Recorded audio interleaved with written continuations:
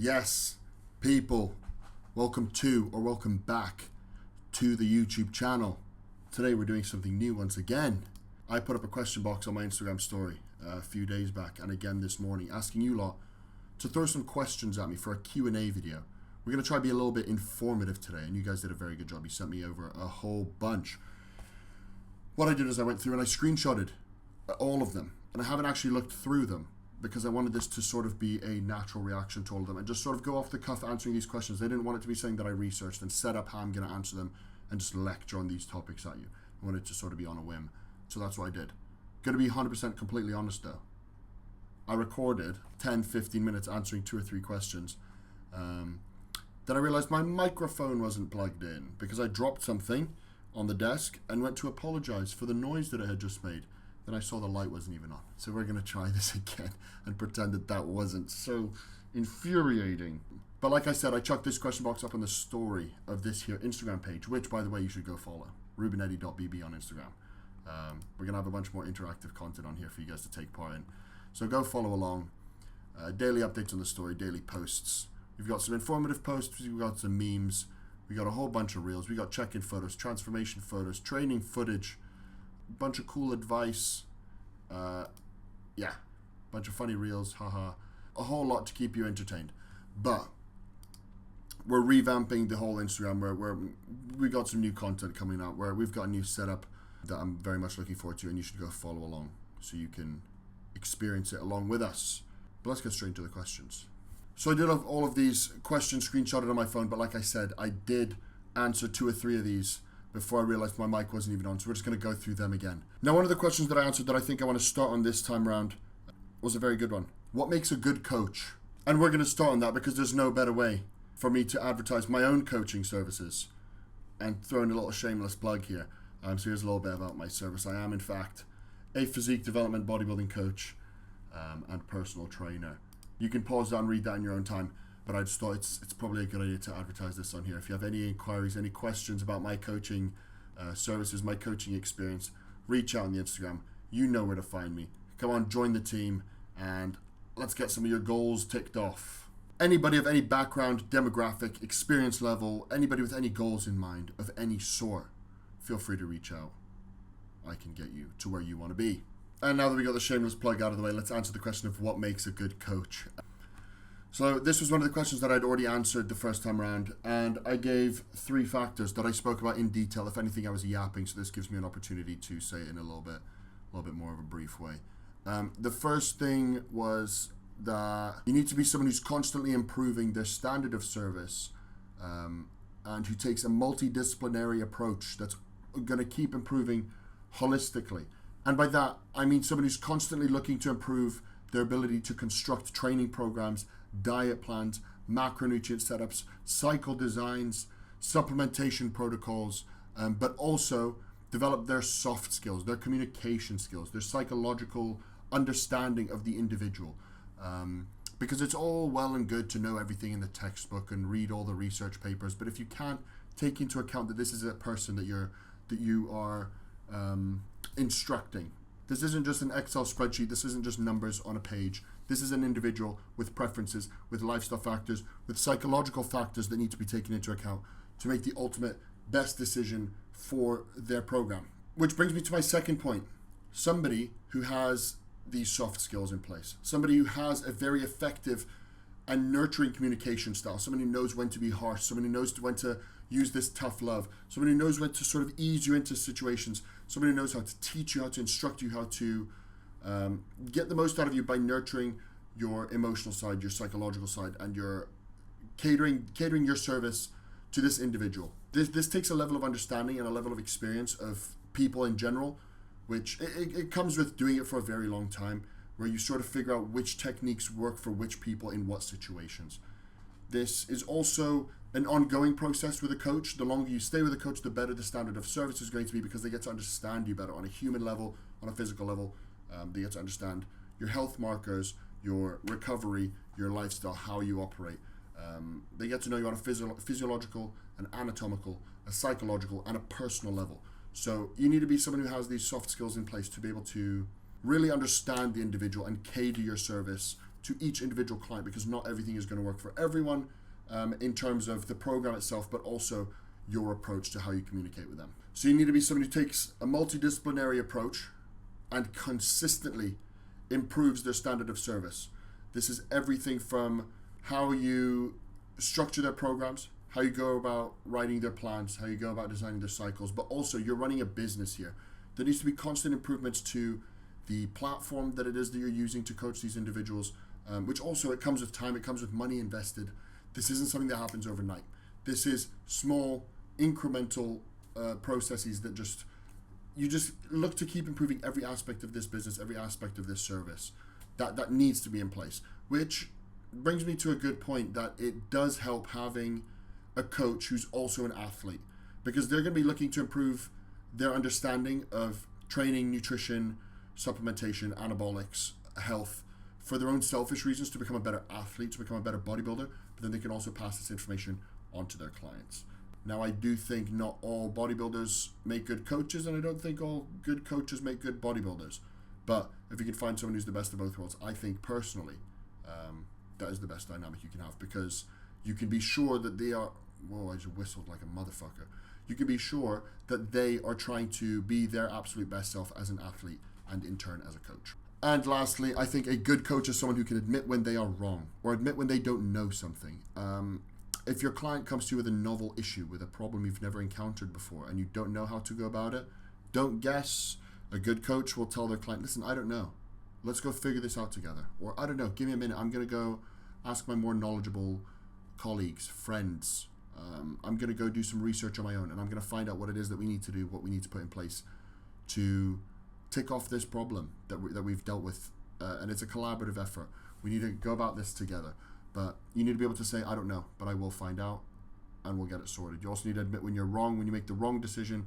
A good coach will be able to look back and say, listen, made a mistake there. We're not going to do that again. And again, that shows sort of that they're looking to improve, that they're looking to provide the best standard of service, if they're willing to admit when they weren't in that position to do so. But yeah, to round that up, someone who is constantly improving, someone who takes a holistic approach, a multidisciplinary approach, and someone who admits when they're wrong. And the next question, one that I also already answered the first time around. God, that's frustrating. Deloads. When, what, how, and why. So, a deload essentially is some time off of training, some time off intense training to allow your central nervous system, your soft tissue, your immune system, your inflammatory markers, everything to get back to baseline, back to 100%. And also to bring back some enjoyment, to let go of some burnout, some mental fatigue that's building up after a long time of training very intensely. So there's two ways to go about taking a deload. The first of which is to take time off training completely. 3 to 7 days, no resistance training, cardio still in place, steps still in place, drop calories a little bit to make up for the decrease in expenditure from not training, and just rest up.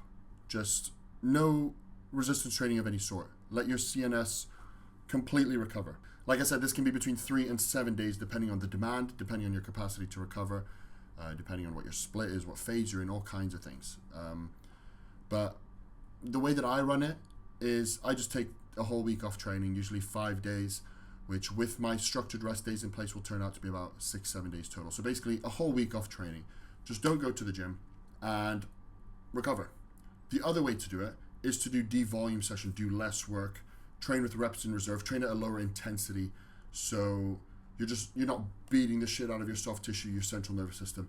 You're sort of easing off of training a little bit to allow these things to catch up. Now, that is not something I do. It's not something I've ever done, simply because I don't enjoy training reps in reserve. I don't like doing devolume sessions. The reason that people do it is to sort of maintain performance and to sort of still put out a stimulus for growth and development. And there's some benefit to still being active to that degree to increase the amount that you're going to recover. I just don't enjoy it. I don't want to go into the gym and train sub-maximally for less sets. It's just not something I enjoy doing. I'd rather just take time off completely. And it gives me that time to reset mentally, where I don't have to go to the gym. I can just not even think about it. And it builds that fire up. It gets me motivated to get back. Now, how frequently you'd have to deload is down to a few factors again. How intense you train, what phase you're in, whether you're in a deficit or in a surplus, what your split is, how often you train, how much volume you're doing, all kinds of factors. But I will say anywhere between 4 to 8, maybe 10 weeks for certain individuals in certain situations where they're not training too intensely for at least some of that 10-week span.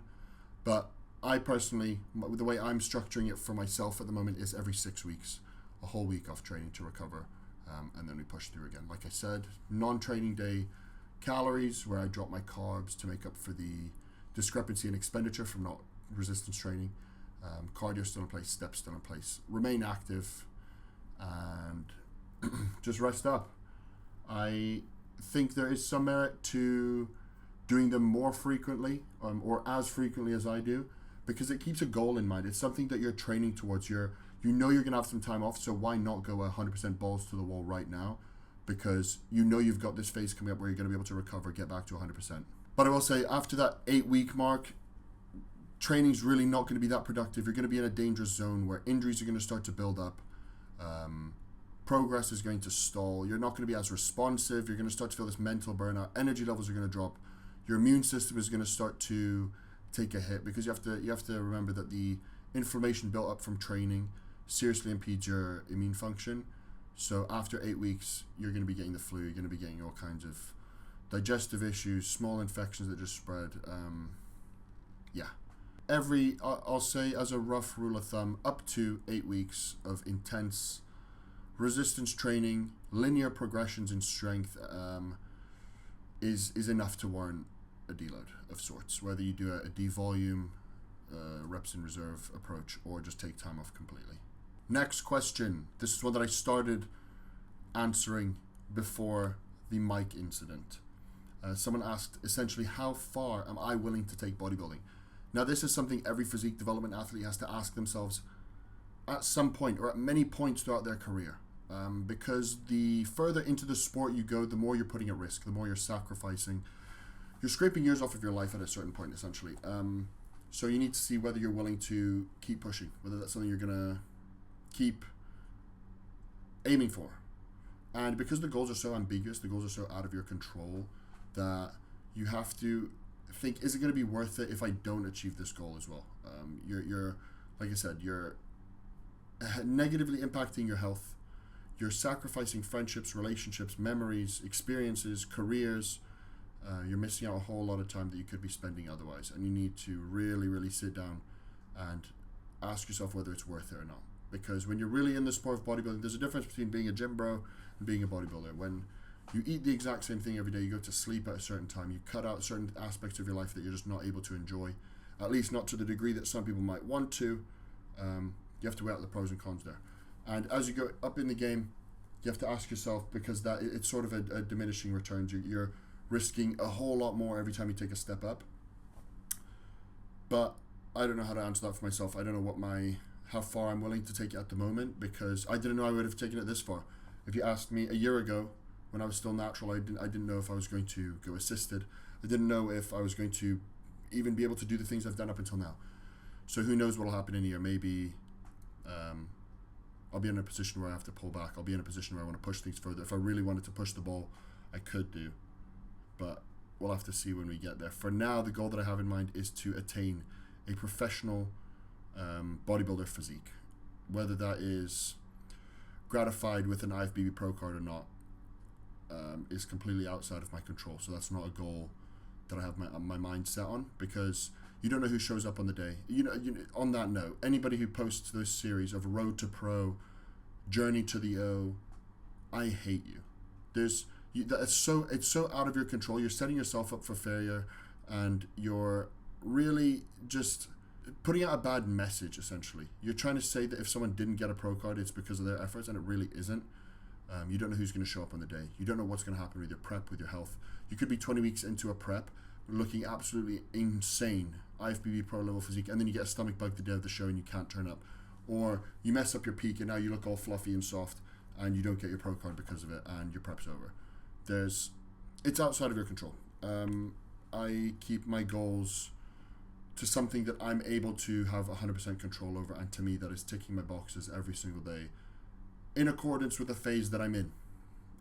If the goal is to gain muscle, I'm going to put the markers on whether or not I've gained muscle, whether or not I've trained in a manner that warrants me to gain muscle, whether my diet shows that that's the goal that I have in mind. I'm just doing the same thing every single day, and that is taking the boxes I need to take another step forward closer to this dream physique that I have in mind. But like I said, everything from your health, from who shows up on the day, from who the judges are, from how your body responds, all outside of your control. How far I'm willing to take it. Let's say at a certain point in my career, I want to be competing for the chance to be an IFBB pro. Whether I win the show, whether I place, whether I step on stage even, is not, it's out of the question. I just want to be in a position where that is a reality. In other words, I want to get big as shit. Someone asked here, what should more people learn about? That's a good question, actually. Off the rip, the first answer that came into my head was learn about yourself. Learn how you individually respond to different things, both on a psychological and a physical level. Experiment with training techniques, see what works for you, see what you enjoy doing. See how you can maximize adherence, how you can maximize enjoyment. And I just yawned and I'm crying. What was I saying? Yeah, see how you can get the absolute most out of yourself. That'll take a lot of self-reflection, it'll take a lot of experimenting, and it'll be a collaborative effort between yourself and your coach as well. Figure out which compounds, which diets, which training techniques, which programming protocols work for you individually, because that's going to pay off more than anything.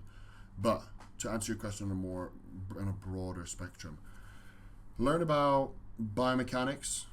Your training is your stimulus. If you can get very, very good at training, if you can train accurately and intensely, you will be eliciting the absolute best response from your body. Biomechanics is the secret. Learn what is applicable and what isn't applicable practically. The only way to do that is to skim through all of it. It's a very long process, but trust me, do it. Secondly, your health. Everything from health supplements, everything from lifestyle factors, sleep hygiene. What was that? Everything from sleep hygiene, everything from sun exposure, everything from hydration, minerals, vitamins. If you can stay healthy for the longest possible time, if you can maximize longevity, and if you can maximize the quality at which you operate day to day, because you've optimized your health, you're putting yourself in the best position. As bodybuilders, we build up a lot of inflammation. We make a lot of decisions that negatively impact our health. So try to negate that in any way possible.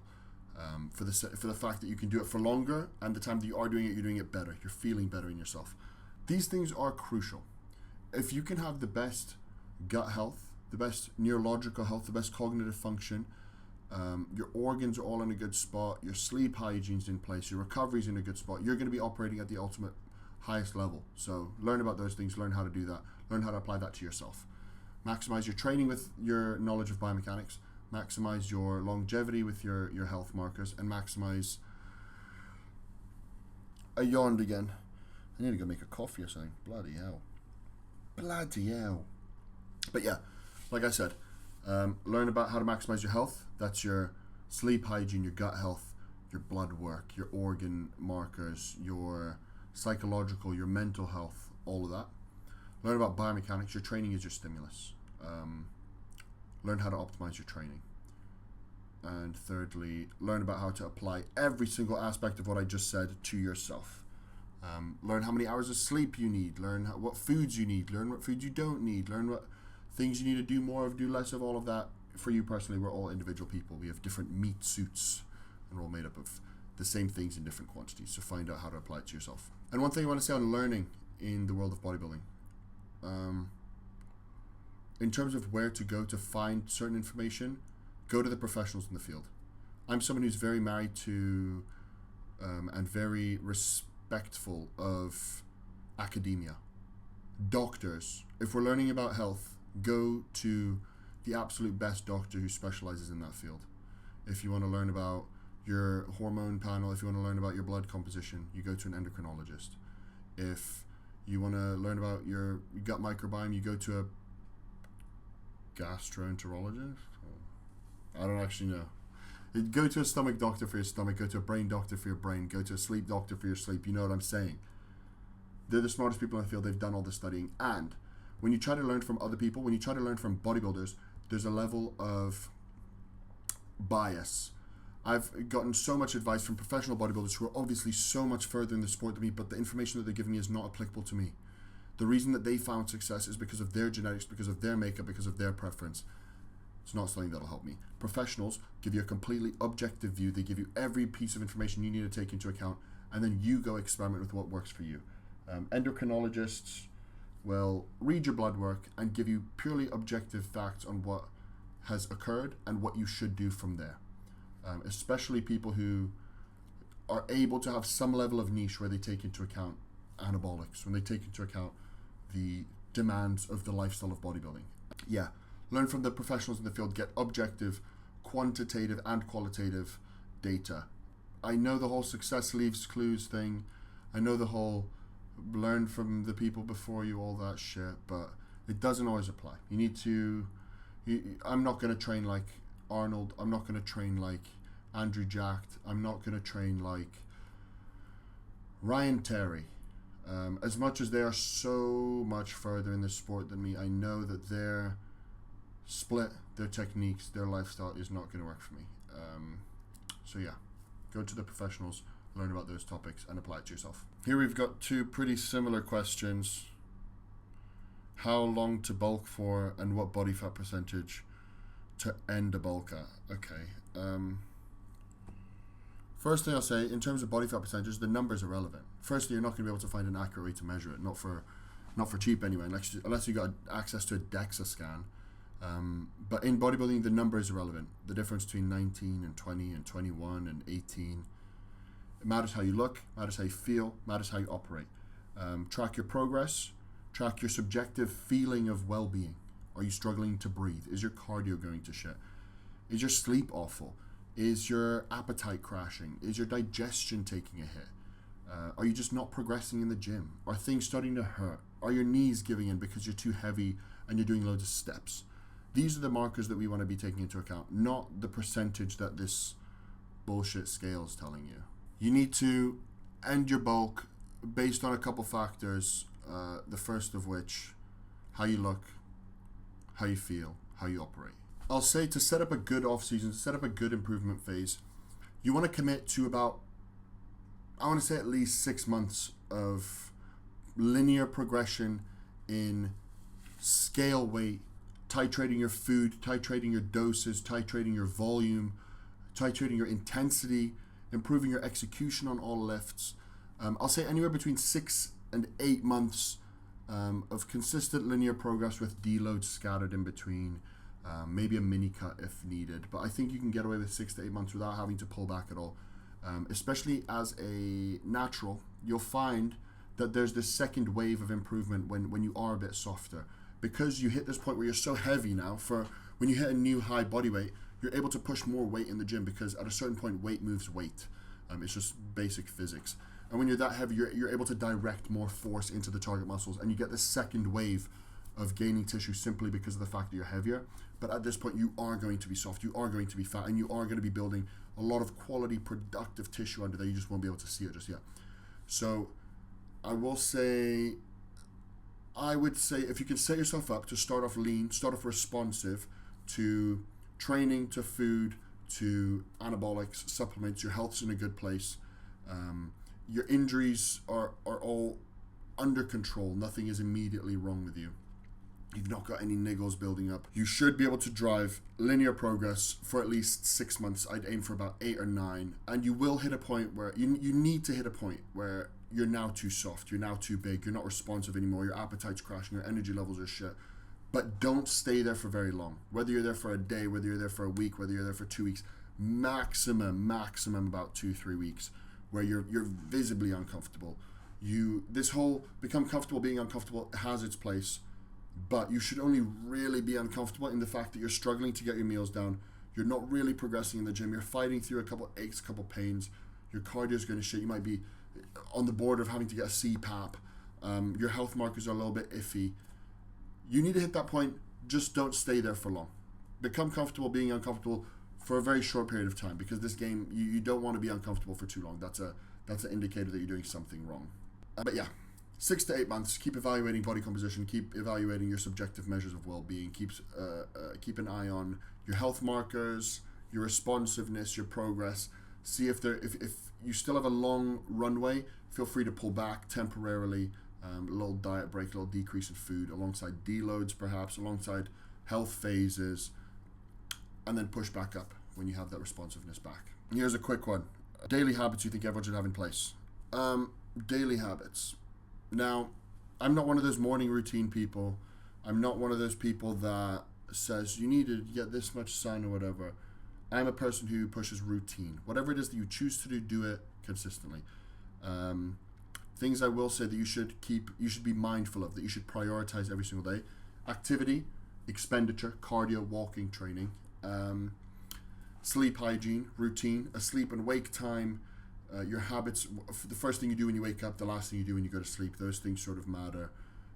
Supplementation alongside these things. Making sure when it comes to your sleep hygiene and your circadian rhythm, you're also getting sunlight. If you're not in a position to be able to do that, if you live in a country where that's a scarce occurrence, artificial sunlight, find a way, because that is something your body needs. Let me say, focus on your daily habits, whatever they might be, should nurture you physically with activity, should nurture your digestion, your gut microbiome, your utilization of food. This whole your body is a temple thing, it's not a temple, it's a machine, and you need to give it the right parts. So let's say sleep, sun, micronutrients, activity, hydration, and then nurturing your psychological well-being. I'm not going to tell you exact habits to have in place. Just make a routine of it. Our body loves routine. We like to wake up at the same time. We like to go to sleep at the same time. We like to eat at the same time.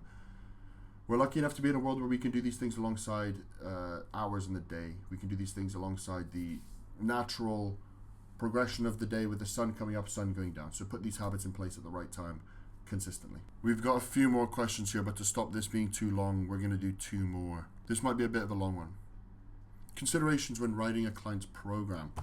I will say, I'll just do a couple points on this one.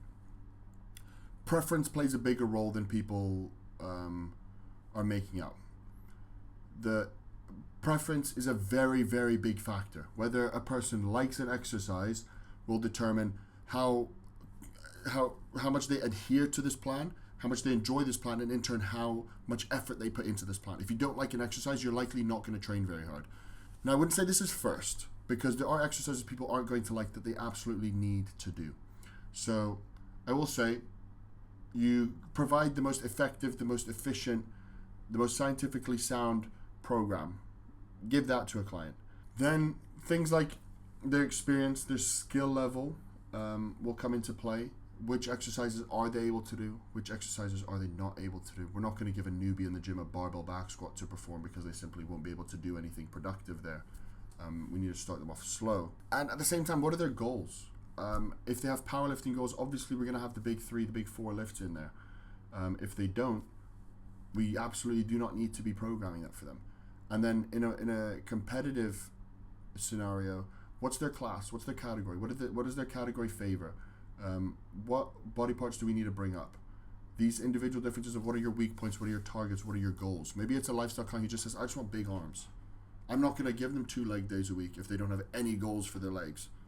Where you focus on their goals, focus on their experience level, their skill level, their weak points, their preference, obviously, what's effective. I will say one thing that shouldn't be taken into account is individual biomechanics. I want to stress the fact that every single person is able to perform every single exercise effectively and be productive with it. There's no proportion that a human body can have that stops them from doing an RDL entirely. There's no skeleton that someone can have that will mean that they can't do a flat bench press. You can. It's just you're not as inclined. Your body doesn't favor that exercise as much because of your proportions. and you haven't developed the skill to be able to do so effectively. But everybody can learn to do every exercise. So individual biomechanics should not be taken into. I don't want to hear that he's too tall to do squats. This person's really short, so we're going to do deadlifts. That doesn't matter.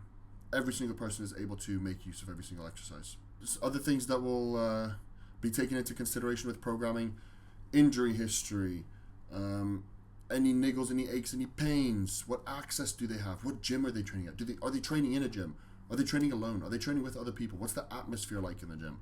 And then also you need to take into account their career, their lifestyle. What's their recovery like? How do they operate?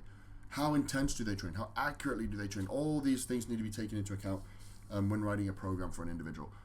It's a very, very complex process, but things that I want to stress: preference plays a big role. Individual biomechanics do not.